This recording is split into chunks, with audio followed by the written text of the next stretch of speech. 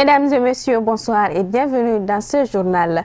Le Mali, à l'instar de la communauté islamique internationale, débute ce samedi 27 mai, le mois sacré de jeûne et de prière du Ramadan. Selon les estimations officielles, près d'1,5 milliard de musulmans observeraient le carême cette année à travers le monde. Amadou Diara. Durant 29 ou 30 jours, les croyants vont s'abstenir de manger, de boire, de fumer, du lever au coucher du soleil, avant de rompre le jeûne avec des repas souvent fastueux. Mais dans plusieurs pays, notamment du Moyen-Orient, ces célébrations sont assombries cette année encore par les violences ou les difficultés économiques. En Libye, le début du Ramadan a coïncidé avec une reprise des violences à Tripoli où des groupes rivaux ont tenté vendredi de reprendre des positions dans le centre. Un bilan des autorités a fait état de 28 morts tandis que les forces loyales au gouvernement d'union nationale en Libye déploraient 52 morts. Le début du Ramadan a aussi été endeuillé en Égypte par l'attentat revendiqué par l'État islamique ayant visé la veille les chrétiens coptes et fait 29 morts. Le président américain Donald Trump a souhaité un joyeux Ramadan à tous les musulmans en appelant à rejeter la violence prônée par les extrémistes et à œuvrer pour la paix dans un communiqué publié vendredi. Dans une adresse aux Saoudiens et aux musulmans en général, publiée samedi par les médias de Riyad, le roi Salman d'Arabie Saoudite a qualifié l'islam de religion de miséricorde, de modération et de coexistence pacifique. Le Ramadan risque d'être particulièrement éprouvant cette année car il se déroule durant une période où les jours sont les plus longs et où les températures sont très élevées dans la plupart des pays musulmans. Il prendra fin le 25 ou le 26 juin selon les pays par la fête de l'Aïd el-Fitr. Bon mois de Ramadan à tous les fidèles musulmans du monde entier.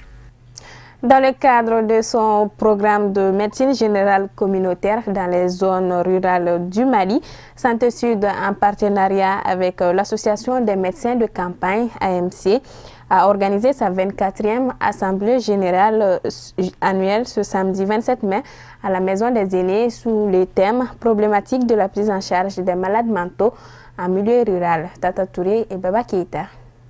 La maladie mentale touche les personnes de tous les âges et tous les pays. Elle provoque une détresse morale avec parfois des conséquences désastreuses sur les relations avec la famille. Heureusement, la maladie mentale peut être prévenue et traitée. Le traitement, ça dépend, la prise en charge, ça dépend de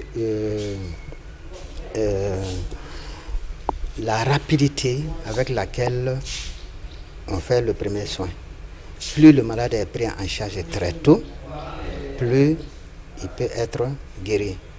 Mais si la maladie s'aggrave d'une certaine manière et il n'est pas traité, en ce moment vous avez la chronicisation, la raison pour laquelle vous avez ces différents malades qui se promènent au niveau du quartier, sans habits propres, ils sont sales, voilà, ils mangent dans les poubelles et ils consomment. Est-ce que vous voyez? Voilà. L'OMS estime que près de 20% de la population du Mali souffre de toute une série de problèmes de santé mentale. Santé Sud apporte de longue date son appui au AMC pour mettre sur pied des projets de santé mentale et des psychosociaux. Nous nous réunissons tous les ans pour faire un bilan de nos activités, mais chaque fois nous pensons à un problème d'actualité. Et cette année, nous avons pris un problème que nous pensons qu'il soit d'actualité, c'est le problème de la gestion des malades mentaux en milieu rural. Qui sait que le Mali a été ébranlé, le Mali a eu trop de chocs ces derniers temps. Donc le problème des maladies psychiatriques occupe un terrain assez important en périphérie. Et étant donné qu'il n'y a pas suffisamment de spécialistes dans ce domaine, et nous nous sommes dit que les médecins de campagne étant un peu partout au Mali, il va falloir faire quelque chose pour qu'on puisse s'en occuper. C'est ainsi qu'avec l'ONG Santé Sud et le service de psychiatrie du Point G, nous avons touché les laboratoires Sanofi qui nous ont appuyés pour mettre en place un projet qui va former des médecins de campagne. Dans ce projet, il y aura 18 médecins à travers tout le pays qui vont être formés à la prise en charge, au suivi des malades qui souffrent de problèmes psychiatriques. Signalons qu'au Mali, il y a très peu de gens formés pour prendre en charge les maladies mentales. Il y a 6 psychiatres pour tous les pays, dont 3 partent à la retraite. L'actualité africaine en bref et en images, une compilation signée Ousmane Sogori.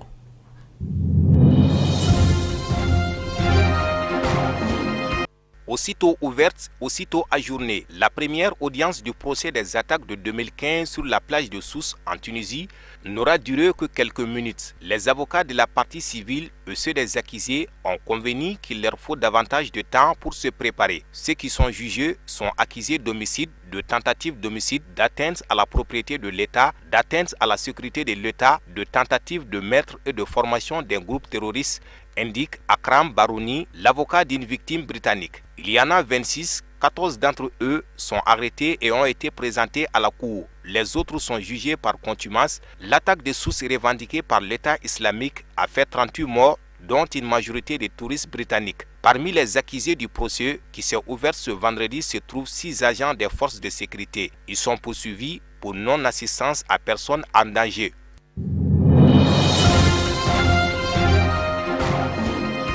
L'Union européenne avait déjà pris des sanctions contre des personnalités congolaises. Elle vient de dresser une nouvelle liste de 9 hauts responsables de RDC qui vont se voir à leur tour sanctionnés le mois prochain. Ceux-ci n'auront plus droit au visa Schengen et leurs biens et avoirs en Europe vont être gelés. Une liste de 7 individus liés au régime actuel avait été dressée à la fin de l'année dernière, déclenchant à l'encontre de ces personnes les sanctions personnelles classiques, interdiction de séjour et de transit dans l'Union européenne, gel des biens et des avoirs détenus dans l'Union européenne. Selon l'Union européenne, ces personnes sont impliquées dans la répression, principalement dans les 3 provinces de Kasaï, au Kivu, au Congo central et dans la capitale Kinshasa. Pour entrer en vigueur, la nouvelle liste de 9 noms doit cependant être entérinée par le Conseil des ministres des Affaires étrangères de l'Union européenne le 19 juin prochain à Luxembourg. À moins qu'à l'initiative des Françaises et Belges, on opte pour une procédure accélérée.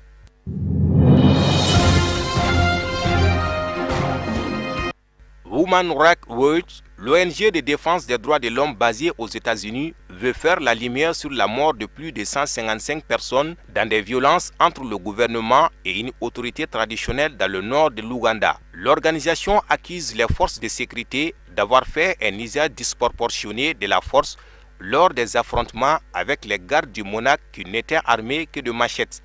Demande une enquête indépendante sur le plus grand nombre de personnes qui ont été tuées lors d'un seul événement depuis l'époque de la guerre contre la RRA. Cela ne devrait pas être couvert par la politique. Selon l'organisation, plus de 180 civils ont été accusés d'une série de crimes très graves et sont encore confrontés à ces accusations devant le tribunal. Mais ce que nous n'avons pas vu, ce sont des enquêtes sur le meurtre des civils à Kasese, un point de vue que ne partage pas le porte-parole du gouvernement ougandais, Ofuono Opondo. Dans un communiqué, il accuse le rapport Human Rights Watch de partialité. Il insiste sur les morts et les blessés causés par les miliciens. Dans le contexte ougandais, il y a peu de chances que la demande d'enquête indépendante puisse prospérer. C'est d'autant plus que le roi de Kasese, accusé d'être à la tête d'un mouvement prônant la création d'une république du Ira et dont l'interpellation avait généré en novembre 2016, a été libéré il y a 3 mois.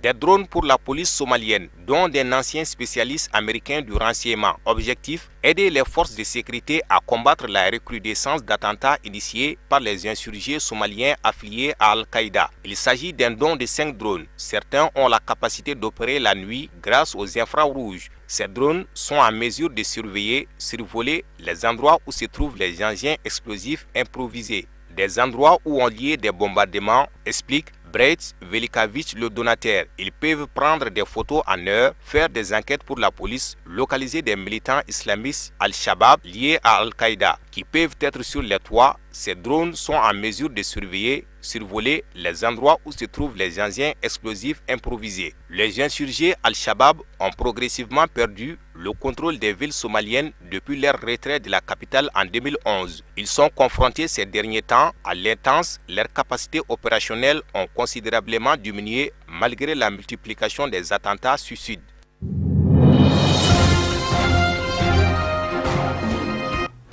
Page noire de cette édition, France Média Monde a appris avec un immense chagrin la disparition brutale ce vendredi 26 mai de Jean-Karim Fall à l'âge de 59 ans.